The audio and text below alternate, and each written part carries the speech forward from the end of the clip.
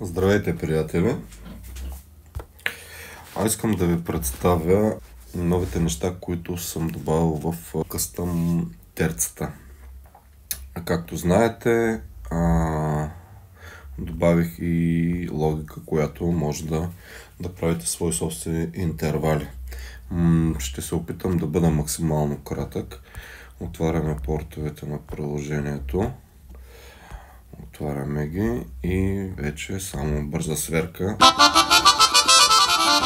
Терцата работи. Така. Какво имаме тук? Имаме същата клавиатура, но 12-те слота отдолу са празни. Позволяват да правите свои собствени интервали. Какво може да направим тук? От началния екран терца можем да вземем примерно Hijaz, задържаме върху бутона, копираме цялата схема и можем да я поставим на който слот искаме. Аз ще я поставя на първи. Сега вече, като включим тук Mi Hijaz,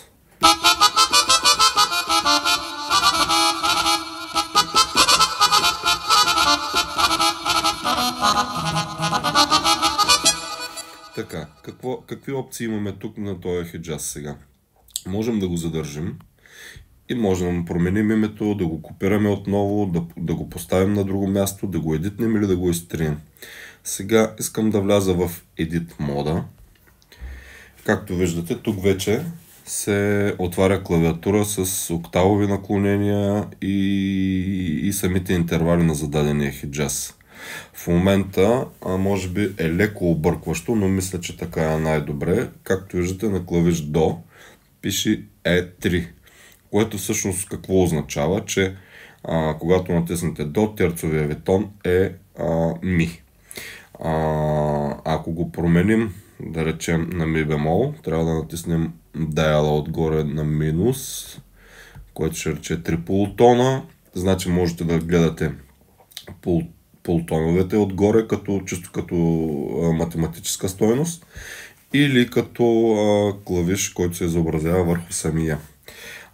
Сега вече този интервал в C3 клавиатурата, в смисъл октавата, е вече минорен, е ми бемол или до диез, както го изписва тук.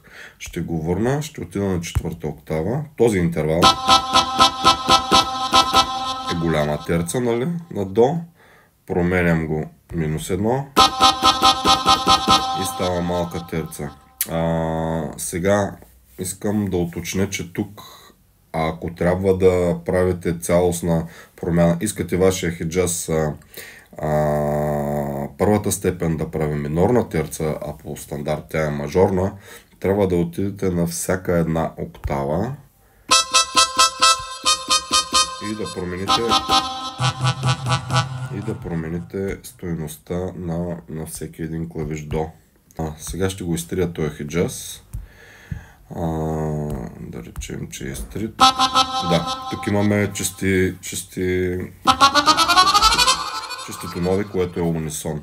Какво можете да направите? Можете, както видяхте, да копирате схема и да се промените интервал на клавиш, който вие искате, или можете празния слот просто да го едитнете и да се създадете чисто нова ваша скала, която искате. Да речем, че сме на C4. Това е тона. Можете и слухово.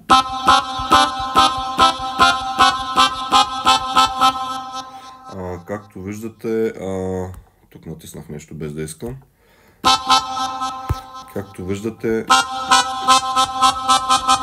тук са доста големи интервали можете да пишете, плюс-минус 99 полутона.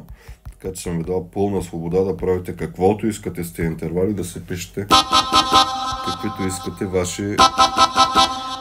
Казвам, че този интервал важи само за нотата C4 от тази октава.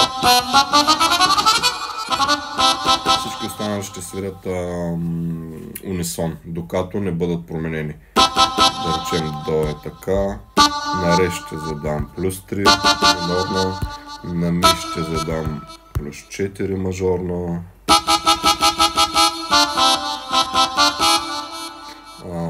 На ми всъщност трябва да е малка терца. На фа ще задам. Просто правя натурален мажор в момента. На сол трябва да е отново. Както виждате, ето B4, сол си, всъщност и така може да се ориентирате. На ла трябва да е до. Променяйки го става C5 тук. И на си задавам да е ре.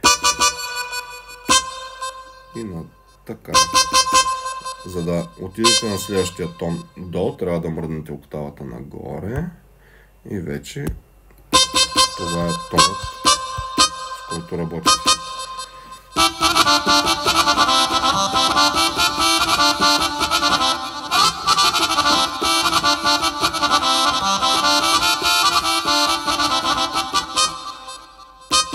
Ето тук съм го направил да е малка терца.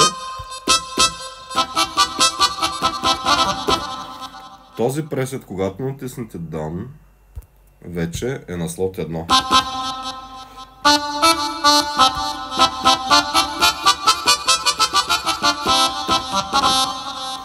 Сега това искам да го запазя, може би.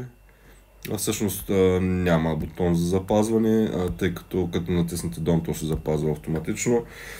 Казахме, че направихме натурален мажор, който вече трябва да работи и в ре, и в ми,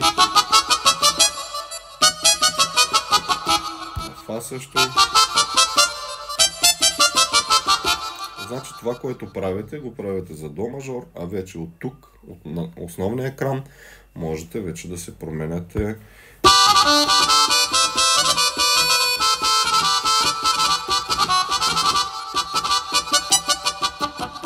Можете вече да се променяте наклонението на лада като тоналност.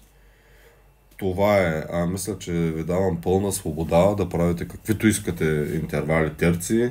На всеки един тон по-отделно, по цялата MIDI клавиатура, както знаете, 128 клавиша, 128 тона. Така че имате пълната свобода да си направите ваши собствени интервали. Изключително бързичко и лесно. Другото ново е в Edit менюто, както чувате в реално време какво правите с всеки един интервал и как той звучи. Това е. Благодаря ви за вниманието и успешна работа с приложението.